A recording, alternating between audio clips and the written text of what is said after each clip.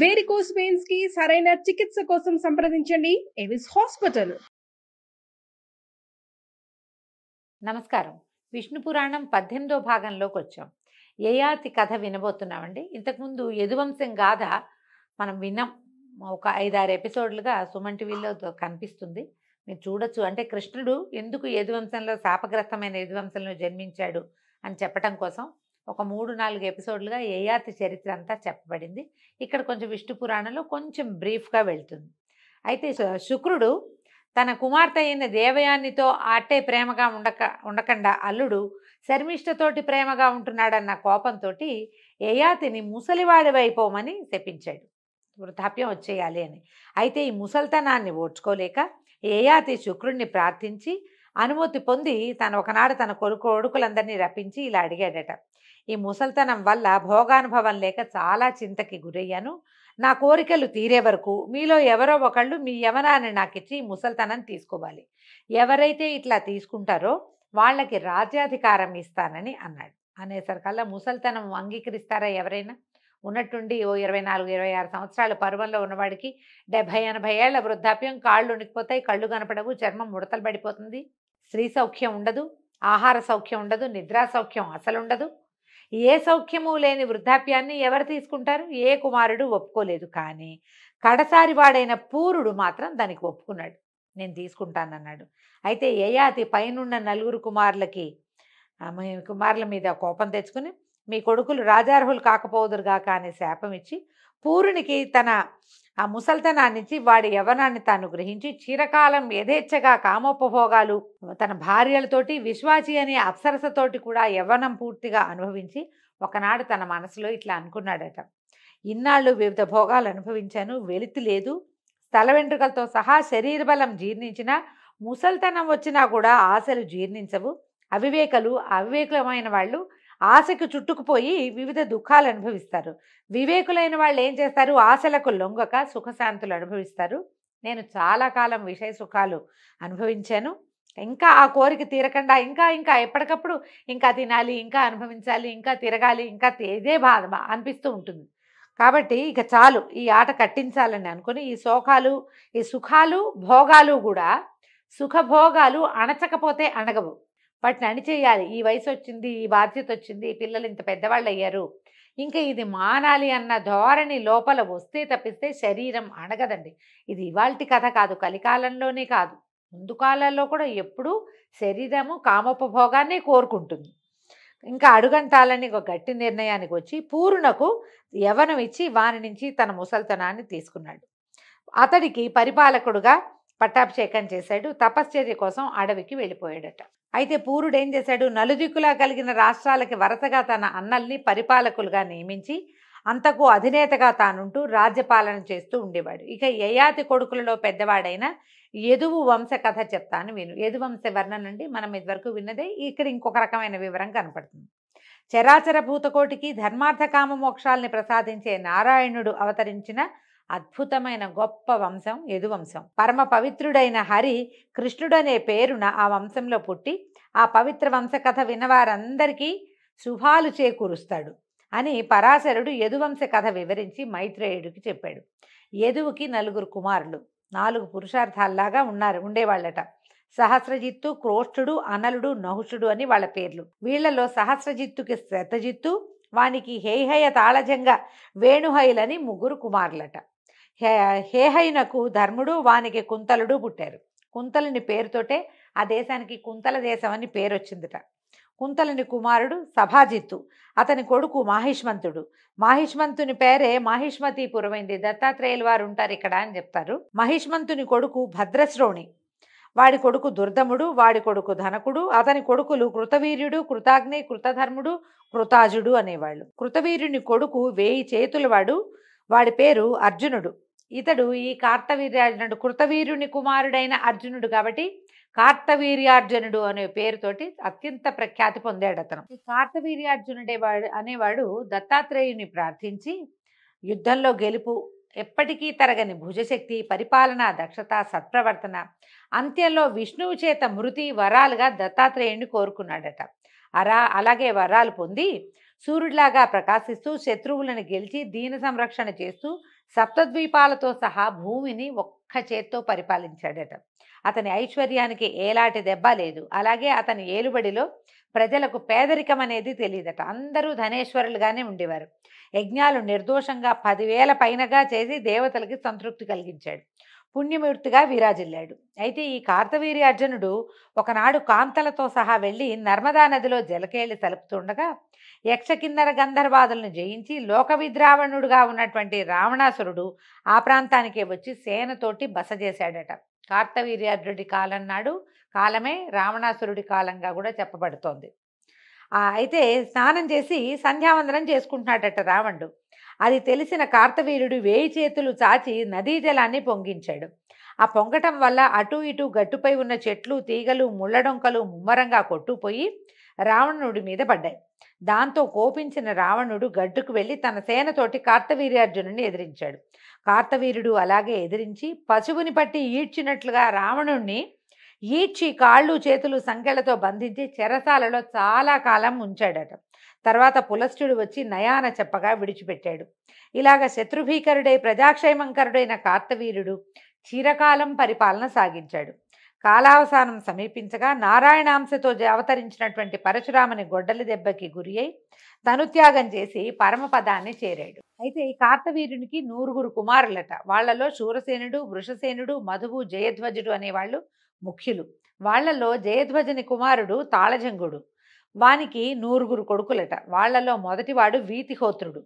వాని తమ్ముడు భరతుడు. భరతునకు వృషుడు, వృషునకు మధువు, అతనికి వృష్టి ప్రసిద్ధమైన కుమారులుగా ఉన్నారు. వృష్ణి పేరుతోటే వంశం రూపొందింది. ఇక యదుపుత్రుడు క్రోష్ఠుడు. వృష్ణి వంశం ఇదే మనకి మహాభారత భాగవత గాథల్లో అంధక వృష్ణి అలా కులాలు కనపడతాయండి. ఈ వృష్ణి అనే వంశం కూడా వీళ్ళ వంశంలోనే ఒకడి వల్ల ఏర్పడిందట. ఇక యదువు యొక్క పుత్రుడు క్రోష్ఠుడు. వాడికి వంశకారకుడైన కుమారుడు కలిగాడు.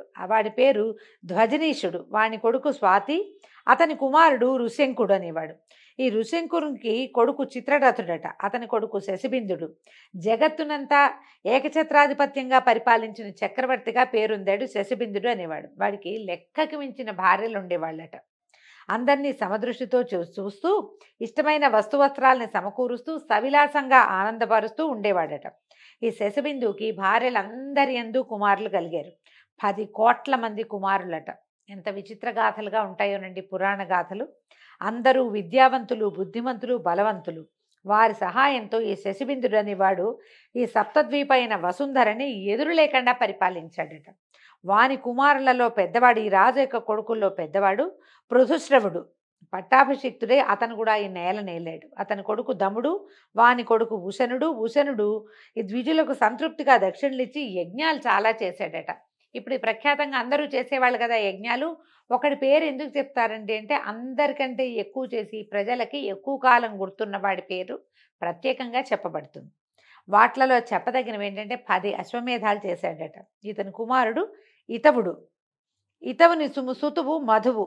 వాడికి 5 కుమారులు ఉన్నట. పరాజితువు, రుక్ముడు, పృథురుక్ముడు, జ్యామకుడు, ఫలితహరితుడు అని వాళ్ళ పేర్లట. అయితే వీళ్లలో జ్యామకుడు అనేవాడు శైబ్య అనే ఒక కాంతను పెళ్ళాడి ఆమెకు వశమైపోయి వాళ్ళిద్దరూ రాజసంగా సంతోషంగా ఉండేట. ఒకళ్ళకొకళ్ళు లొంగి ఉండేవాళ్ళు. భార్యను విడిచిపెట్టి ఉండేవాడు కాదట. ఈ భార్యలకి లొంగి తిరుగుతున్న భర్తల్లో ముందు చెప్పదగిన వాడు జామకుడని ఆ కాలంలో లోకులు చెప్పుకునేవాళ్ళు. క్రమంగా రాజ్యపాలన కూడా భార్యే చేసేది. దానికి దాసోహం అని జామకుడు చేతులు కట్టుకుని బంటులాగా నడుచుకునే దశకి దిగజారిపోయిందట అతని బతుకు. పోనీ ఇంత దిగజారిపోయినా అతనికి సంతానం కలగల. ఆలోచించి భార్యతో సహా అడవికి వెళ్ళి తపస్సు చేయటం మొదలుపెట్టాడట. అయితే ఏమైంది, భార్యాభర్త ఇద్దరు వెళ్ళిపోయేసరికి ఇక్కడ రాజ్యాంగం నడవక శత్రురాజులు సేనలతో వచ్చి ఈ నగరాన్ని రాష్ట్రాన్ని ఆక్రమించారట. ఈ సమాచారం చారుల వల్ల విని ఏమంటావని భార్యని అడిగాడట. పరిగెత్తుకుని వెళ్ళిపోలే ఆ రాజుగారు. రాణిగారిని అడుగుతున్నాడు. అడిగితే ఏమందట, నువ్వు వెళ్ళు, వాళ్ళని జయించి నగరము రాష్ట్రము స్వాధీనం చేసుకురా అని భార్య అనుమతి ఇచ్చాక అప్పుడు ఈయన వెళ్ళి వజ్రాయుధం లాంటి బాణాలు ప్రయోగించి శత్రురాజుల సేనలను కంటపడిన వాళ్ళందరినీ చిత్రవద చేశాట. అంత చేయగలిగిన వాడు భార్యా విధేయుడుగా ఆమె ఏం చెప్తే అది చేసే స్థాయిలో ఉండేవాడు. తప్పని కాదండి, పురాణంలో కూడా తప్పుగా చెప్పటం లేదు. కానీ ఇంత పరాక్రమశాలి అయిన వాడు భార్యా విధేయుడిగా ఉండటం కొంచెం విశేషం, వింతగా ఉందన్నమాట. వాని పరాక్రమము బాణప్రయోగము తెలిసి నిలవలేక శత్రురాజులు పారిపోయి కొండ గుహల్లోనూ అడవుల్లోనూ తలదాచుకున్నారట. రాజు వాళ్ళని అలా విడిచి వస్తూ ఉండగా దారిలో ఈయనకి ఒక రాజకన్యక కనపడిందట. కంట్లోంచి కారుతున్న నీళ్లతోటి బట్టలు చీర తడిసిపోయేంత ఏడ్చేస్తోందట ఆవిడ. అంత దుఃఖిస్తూ ఉంటే సరే ఈయన వెళ్ళి అడిగాడు, ఎవరమ్మా ఏమిటంటే, మా అమ్మ నాన్న మా తల్లిదండ్రులు వాళ్ళు కనపడలేదని దుఃఖించింది. ఈయన ఏం చేశాడు, జామకుడు ఆమెను ఊరడించి ఆమె రూపానికి మురిసి ఓదార్చి ఆమెను వెంబడి పెట్టుకుని నగరానికి తీసుకుపోయాడు. చెప్పేసరికల్లా ఏమనుకున్నాడు, ఈ శైబ్యతో చెప్పి ఆమెకు ఎట్లాగో సంతానం లేదు కాబట్టి ఈ అమ్మాయిని పెళ్లి చేసుకుంటానంటే ఒప్పుకుంటుందని అనుకుని రథం ఎక్కించి తీసుకెళ్లేసరికల్లా శైబ్య వీళ్ళు అందరూ వచ్చి ఎదురొచ్చి స్వాగతం చెప్పాక ఆవిడ ఈ పక్కనున్న అమ్మాయిని చూసేసరికల్లా కోపం వచ్చేసిందట ఆమెకి కొరకొరలాడుతూ. అయితే ఆ కోపంతో ఆవిడ ఏమంది, ఎవరిది, ఎందుకు తీసుకొచ్చావు, దీన్ని మోహించావా, పెళ్లి చేసుకోవాలని అనుకుంటున్నావా ఈ ముసల్తనంలో, అది కూడా నేనుండగా ఇదేం విపరీత బుద్ధి నీకు అని గసిరేసింది భర్తని. గసిరేసరికల్లా ఈ శైబ్య మాటలకి జంకి గుండె దడదడలాడగా బెదురుతూ చూసి రాజు ఏమన్నట్ట, ఇది కోడలు అని చెప్పాడట. కోడలు మన ఇంట్లో ఉండొచ్చు కదా, ఉంచుకోవచ్చు కదా అని తీసుకొచ్చాను, నీకు ఇష్టమైతే నీతో ఉంచు, కాదంటావా ఎక్కడికైనా పంపించమన్నాడు. పంపించంగానే వెంటనే శైబ్య, ఏమయ్యా ఏమిటి మాయ మాటలు మాట్లాడతావు, నేనేమో గొడ్రాలిని, ఆవిడే చెప్పుకుంటోంది పుట్టు సంతతి లేని దాన్ని, నీకు ఇంకో భార్య ఏమో లేదు, శైబ్య నేను ఒక్కదాన్నే ఉన్నాను, నీకు కొడుకు ఎక్కడున్నాడు, నీది కోడలు ఎట్లా అవుతుంది అని అనేసరికల్లా రాజుకి ఏం చెప్పాలో తెలియలే. కానీ ఆమెతోటి ఈ అమ్మాయి నాకు నచ్చింది, దీన్ని నేను పెళ్లి చేసుకుంటాను, నీకు ఎటాకు పిల్లలు లేరు, ఇవికి సంతానం కలుగుతుంది నా వల్ల, వాళ్ళు రాజు అవుతారు, అట్లాంటి వాక్యాలు చెప్పడానికి ఆయనకి ధైర్యం గుండె చాలలేదనమాట. ఎందుకంటే ఆమె మాట వినడానికే ఆయన అలవాటు పడున్నాడు, లోపల వణికిపోతున్నాడు భయంతో. ఏమన్నాడు, బాగా దిటవ చేసుకుని, ఇలా గొడ్రాలు అయ్యే ఉంటావా, నీ కొడుకు కలగడా, కోడలు ఉండదా నీకు అన్నాడు. అనగానే ఆవిడ ఏం చేసింది, నవ్విందట. నవ్వుతూ సరే రా అని మేడలోకి తీసుకుపోయిందట. ఆ పిల్లని తీసుకెళ్తే కొంతకాలం హాయిగా ఉన్నారట వాళ్ళు. తర్వాత ఆవిడ గర్భవతి అయింది. ఈవిడికి మంచి రూపురేఖలతో, ఏమిటి ఇంత వృద్ధాప్యంలో చాలా పెద్దదైన తర్వాత ఆమెకు ఒక కుమారుడు కలిగాడు. ఎంత చక్కటి రూపురేఖలు, అతని పేరు విదర్భుడు అని పేరు పెట్టుకున్నారట. పిల్లవాడు పెరిగాక మొదట ఈయన రాజు తీసుకొచ్చాడు కదా అమ్మాయిని, ఆ అమ్మాయినిచ్చి వివాహం చేశారట. పురాణంలో గాథలు ఇలాగే ఉంటాయండి. ఇంతకుముందు కూడా చాలా వయసున్న అమ్మాయిని పెళ్లి చేసుకున్న గాథలు 2-3 విన్నాం. ఇప్పుడు ఇట్లా ఏ అమ్మాయి అయితే వీళ్ళ ఇంట్లోకి వచ్చాక పుట్టాడో కుమారుడు, అతనికి ఇచ్చి వివాహం చేసుకున్నారు. రాజ్యాధికారం అప్పచెప్పి తన కొడుకుకి ఈ విదర్భుడికి రాజ్యాన్ని అప్పచెప్పాడు. ఎప్పుడైతే ఈ పరిపాలకుడుగా విదర్భుడు అయ్యాడో ఆ ప్రాంతాన్ని విదర్భ దేశంగా ప్రఖ్యాతి పొందిద్దట. విదర్భ దేశం, వైదర్భి అంటే మనం రుక్మిణీదేవి విదర్భ రాజకుమార్తె, ఆమెను వైదర్భి అని పిలుస్తారు. అతనికి 2 కుమారులు పుట్టారు, క్రధకైశికుడు, రోమపాదుడు అని వాళ్ళ పేర్లట. రోమపాదుని కొడుకు విభ్రుడు, వాడి కొడుకు ధృతి కొడుకు కౌశికుడు, వీడి కొడుకు చేది. ఈ చేది వంశీయులు చైద్యులు, ఆ దేశానికి చేది దేశం అని పేరుంది. మళ్ళీ ఈ చేది దేశం ఏదో కాదండి, శిశుపాలుడు పుట్టాడు కదా, శిశుపాలుడు ఉన్నాడు. ఎలాగ మనకి జయవిజయులు ఇద్దరు 3 జన్మలు ఎత్తారంటారు. 3వ జన్మలో శిశుపాల దంతవక్తులుగా జన్మించారు. ఆ శిశుపాలుడు మళ్ళీ ఎవరో కాదు, కృష్ణుడి యొక్క మేనత్త కుమారుడు. ఆమెని చేది వంశంలో ఉన్న రాజుగారికి ఇచ్చారు. కాబట్టి ఈ శిశుపాలుడి చైద్యుడు అని కూడా పిలిచేవారు, చేది రాజు అనమాట అతను. ఈ క్రధకైశికుడికి ఇందుమతి అనే కూతురు, కుంతి అనే కుమారుడు కలిగాడట. ఈ ఇందుమతి సూర్యవంశజుడైన అజుడికి భార్య అయింది. కుంతి ధర్మ పద్ధతిగా ధరణిని పరిపాలిస్తూ భోగభాగ్యాలు అనుభవిస్తూ ఉన్నాడు.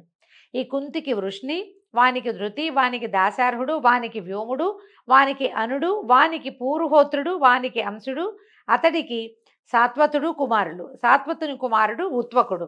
ఈ జామకుని వంశకథలు భక్తితో విన్న వాళ్ళకి ఏ పాపాలు అంటవట. అంటే ఒక కన్యను వలచి కూడా ఆమెని కోడలుగా చేసుకోవటానికి అంగీకరించి దానివల్ల సంతానాన్ని పొందాడు ఈ జామకుడు. అందుకని ఇతని కథ వింటే పాపం అంటదని చెప్తారు. అయితే ఉత్వతుని కుమారులు భజమాన దివ్యాంధ దేవావృత మహాభోజ వృష్ణులని 6 కుమారులట. వాళ్లలో భజమానునికి నిమి, వృక్షుడు, వృష్ణి, శతజిత్తు, సహస్రజిత్తు, యుతజిత్తు అని 6 కుమారులు. ఇక ఎంతమంది కుమారుల పేర్లు చెప్తారోనండి. దేవావృతుడికి బభ్రుడు, దేవవిభుడు కలిగారు. మహాభోజుడికి భోజమూర్తులు పుట్టారు. వృష్ణికి కొడుకేమో సుమిత్రుడు, వానికి అమిత్రుడు, శిబి అని కుమారులు. అమిత్రుడికి సుతుడేమో నిఘ్నుడు, వానికి ప్రసేనుడు, సత్రాజిత్తు అని 2 కుమారులు కలిగారు. ఈ ప్రసేనుడు, సత్రాజిత్తు తెలియని భారతీయులే ఉండరండి. ఎందుకంటే భారతదేశంలో ప్రఖ్యాతంగా జరుపుకోబడేది వినాయక వ్రతకల్పం. అందరూ వినాయక చవితి పూజ చేసుకుంటారు. తెలుగునాట చాలా ప్రఖ్యాతంగా వ్రత కథ వినాలన్న నియమం ఉంది మనకి. అందులో మనం ప్రఖ్యాతంగా చెప్పుకునేది కృష్ణమూర్తి మీద వచ్చినటువంటి శమంతకమణి దొంగతనం. ఆయన మీద పడింది కదా శమంతక వృత్తాంతం. ఆ వృత్తాంతంలో కథలో ప్రధాన నాయకులు ఎవరంటే ఒకడు సత్రాజిత్తు, రెండోది అతని తమ్ముడైన ప్రసేనజిత్తు. ప్రసేనుడు మరణిస్తే ఆయన ఆ వజ్రాన్ని ఈయన దొంగిలించాడేమో, కృష్ణమూర్తి ఏమైనా స్వాధీనం చేసుకున్నాడేమోనని అనుమానపడతారు. మనకి ఈ పేర్లు తెలుసు కదా, అక్కడికి వచ్చామన్నమాట. ఈ సత్రాజిత్తు బ్రహ్మాండ భాండాన్ని ఆవరించిన చీకటిని మటుమాయం చేసే వెలుగులు కలిగినటువంటి 1001 కిరణాలు కలిగినవాడు, కాలకర్త, పరాపర విద్యల చేత సాక్షాత్కరించేవాడును, త్రిమూర్తి స్వరూపుడును అయినటువంటి సూర్యభగవాను నిశ్చల శ్రద్ధాభక్తులతోటి తపస్సు చేసి ప్రసన్నుని చేసుకున్నాడు. భాస్కరుడు ప్రత్యక్షమయ్యాడు. ప్రత్యక్షమైన భాస్కరుడు సత్రాజిత్తుకి ఏం వరం ఇచ్చాడో, దానివల్ల ఆ వర ప్రభావంలో అతనికి ఏం లభించిందో రేపటి భాగంలో తెలుసుకుందామండి. నమస్కారం.